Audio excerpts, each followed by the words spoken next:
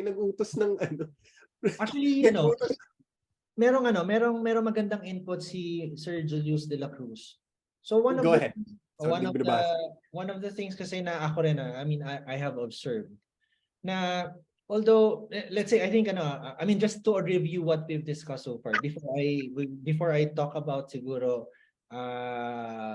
something to do with something productive kasi since it's 8:25, so after this siguro we open to questions and then after that we conclude. Pero siguro to make it productive in the sense that again one of the disclaimers of this discussion is that it's going to be largely speculative in the sense that although our friends outside who are hirap naman ito kasi not in photoland. Lagay mo na lang the people who are in a way involved they cannot join. So they already mentioned that the deliberation is something that is confidential. So no one will ever know it. No one will ever know it. It's easy for us also then to say na it's largely political. It's easy for us to say that at the end of the day, it's the president, especially with the precedents of what GMA did in 2011 up to 2013, if I'm not mistaken, yung kay we don't see. Well, let's not give names masyado. But nevertheless, assuming that it is what it is, and the politics is one of the heart and soul of it, since it is a state conferred award. One of the things that we try also regardless if this is a bit speculative is to make it productive in the sense that probably the National Artist Award, as you mentioned, EG, this is parang bonus na lang yan sa community, but we can exist without it. So that's a very clear, and I really affirm that we don't need this, but it's a good thing to have. So given that internally within the community, there are sites of legitimization. And when I say legitimization, I guess what I'm saying is that it doesn't necessarily mean in the parang hegemonic or authoritarian way na when we usually in conversations about legitimization, it's usually parang idea is top down, I have control, I decide what's gonna happen. I mean legitimization, I guess, in the sense that there are sites. So we don't. So the way I refer to legitimization is not necessarily individuals and groups, but actually sites of legitimization. In the sense that documentation is a site of documentation is a site of legitimization. Museum collections is a site of legitimization. Discourse, which we are having right now, is a way na to legitimize an issue. If we go Foucault, diba? So the more that we talk about it, the more legitimate it becomes. That's what I mean. So to clarify lang when I say legitimization. And as of now, how I see it, one of the mention of Sir Julius is that does the school, let's say, devoid of all influences from the government and the state apparatus, Foucault talaga, state apparatus. Nevertheless, devoid of that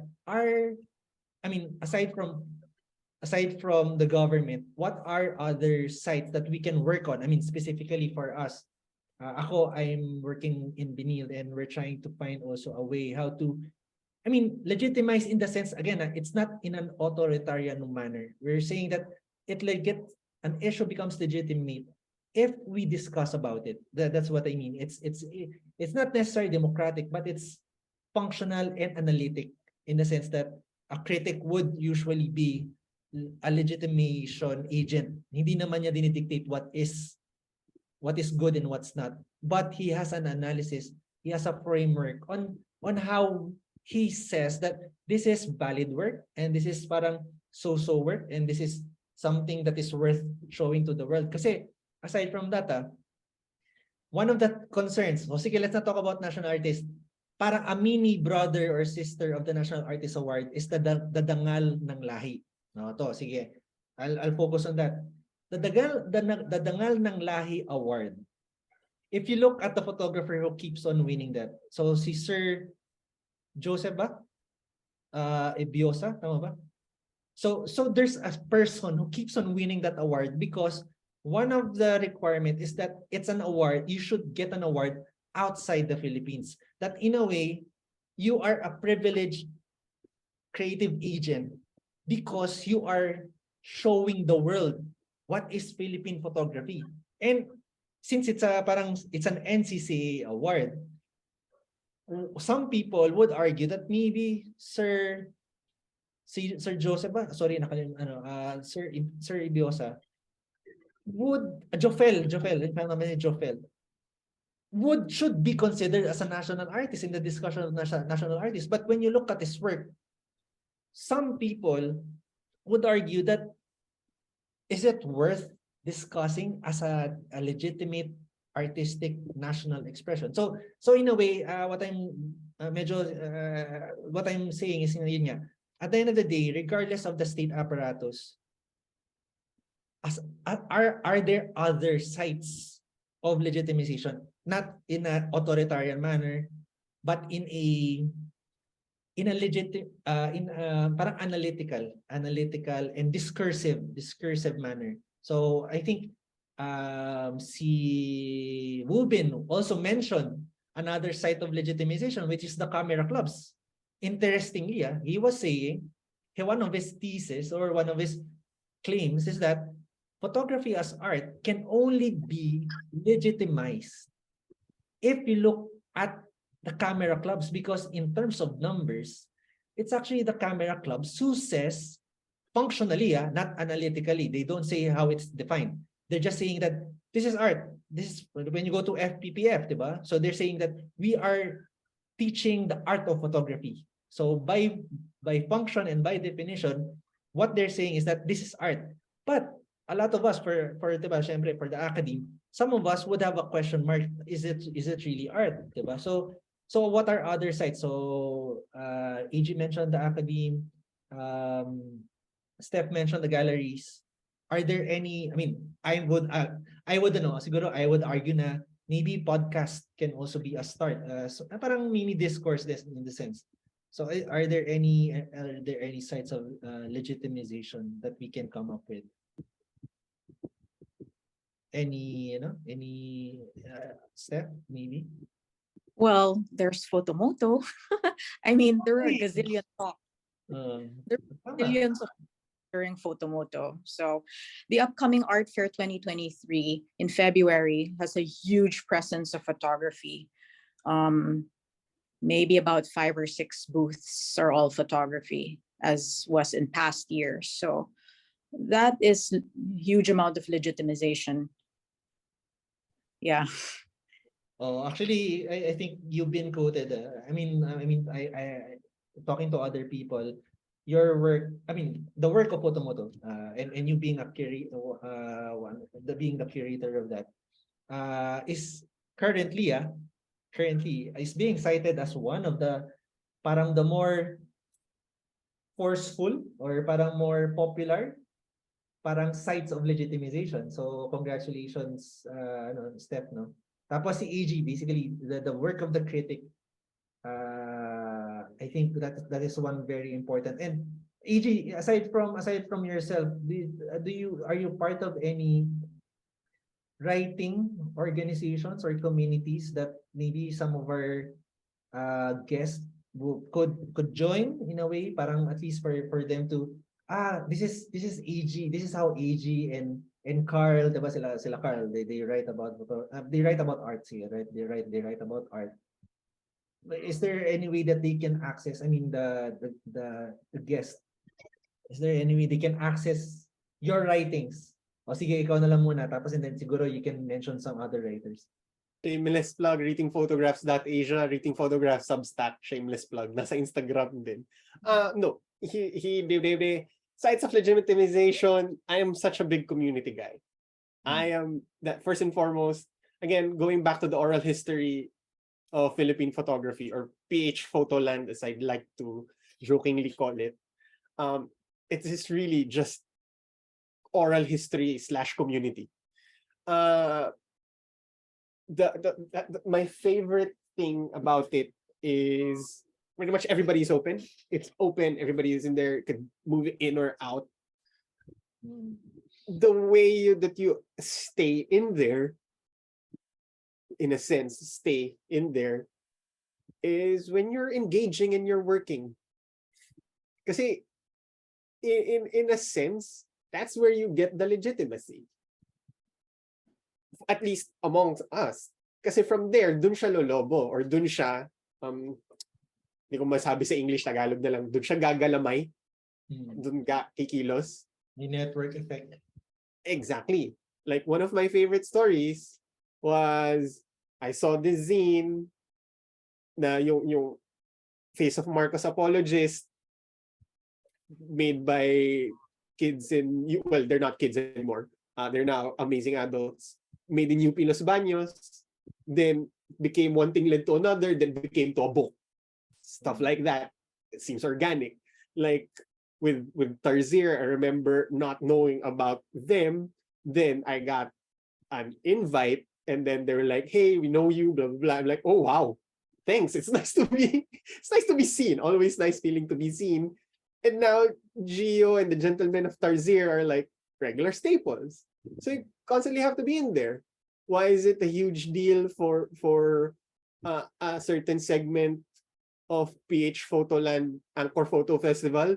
Because it's to a lot of people, it was, it was, diba, na tawag dito, since you're part of it, since you're being seen, you attended the festival, parang, oh, ang daming natututunan ng mga tao doon. Sometimes you don't even need to be part of the workshop. Just attending it, looking at the slideshows, looking at what's happening is already an amazing experience. Or Georgetown and Penang and other things. So what I love about that is, one, it's not an actual organization. It's not, you're not, wala kang mga bylaws or mga council that you have to answer to. So you can move in and out. You just show work. It's so fluid, it's so organic, it's pretty much in the ethos of yung party mode ng 1970s nina Ray. Or when I hear stories from Nana, Tito Edwin, Ka Luis, yung mga sa dark room, jamming sila doon, or after ng mga trabaho, yung nagde-decompress, sama-sama. It's in that tradition. Kapag may exhibit opening or gallery opening, di ba, yung mga, alak, or yung dyan, kamusta? Like even us, pag login natin, nung tayong tatlo, kamusta? Ano ginagawa mo ngayon? Ganun. So for me, the legitimacy is not so much in public. Like I'll let the public do its public thing. But amongst us as a community, parang, oo nga, ang galing talaga ng trabaho nun. Uy, tulungan natin si ganito. Lagi may ganun. Uy, si ganyan. Sumakit yung ganitong donation drive or print sale. I absolutely love that. And for me, that's why I'm such a stickler of, I just want to see work.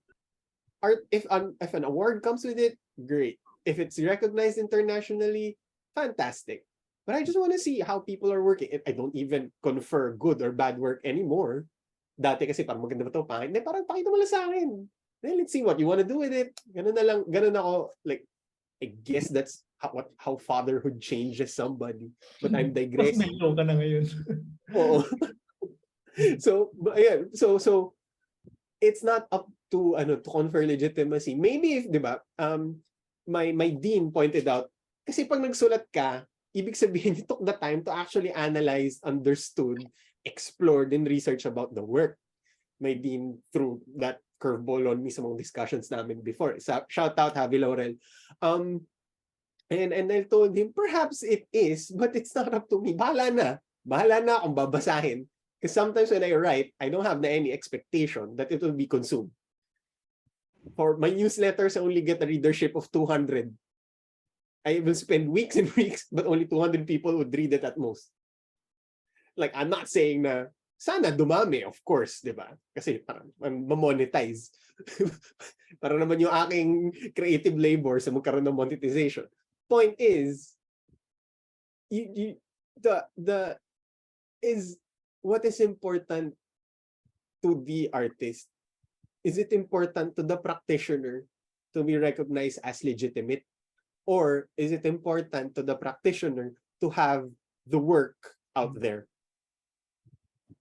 So yun, so maganda yung input ni AJ na at the end of the day, syempre we're framing it under national artist for photography as a parang a starting point, but I mean especially for the people who are here, and also when you get to watch this video, there's always this idea that as a photographer or an artist, regardless on how do you call yourself, the main responsibility and the legitimization is actually just doing work, and that's it. And it starts from there, and the external agencies or the gaze that is doing the value judgment, whether it's good or bad, in a way they're contingent to the legitimization at the end of the day, that the work, the first person who says this is photography and quote unquote it's artistic or it's art is the person creating it, and everything is contingent, whether it's the gallery system or it's the school system,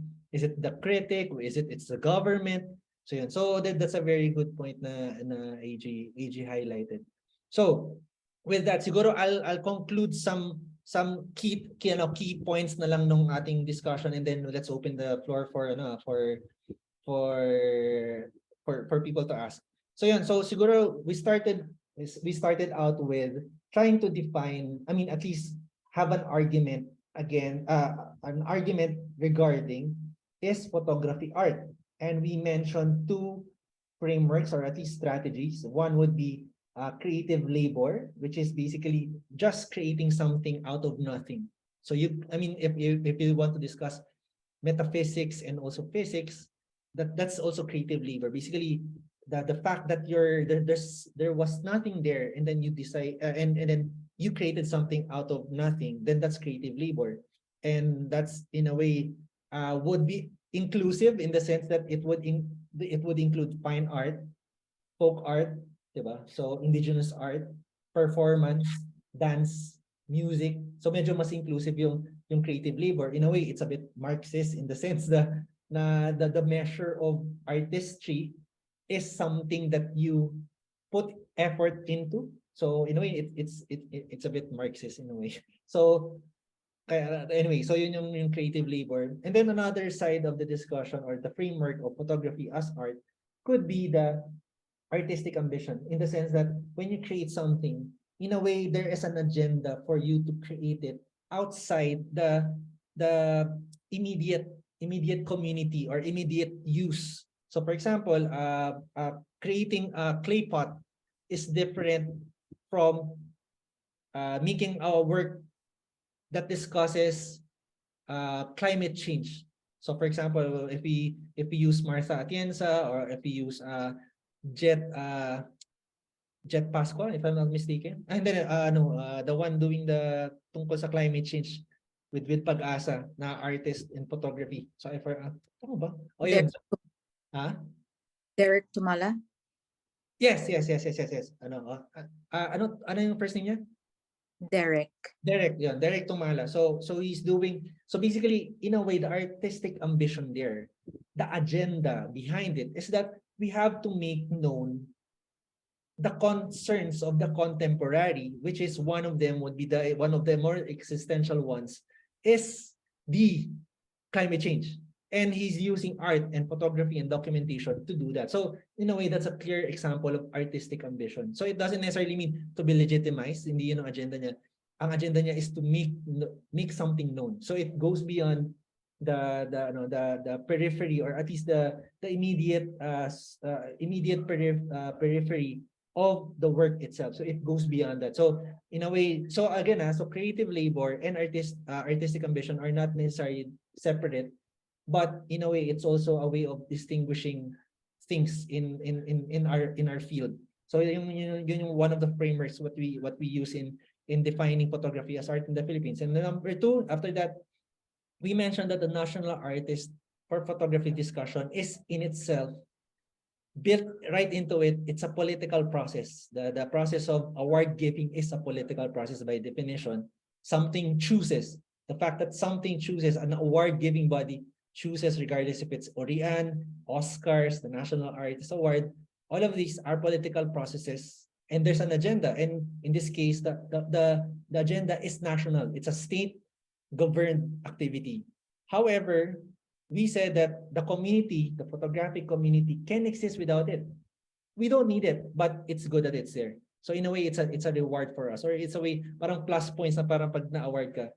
And then moving forward from there, we also mentioned something to do with the community as a legitimization body. So instead of focusing on the government to legitimize us, we legitimize ourselves.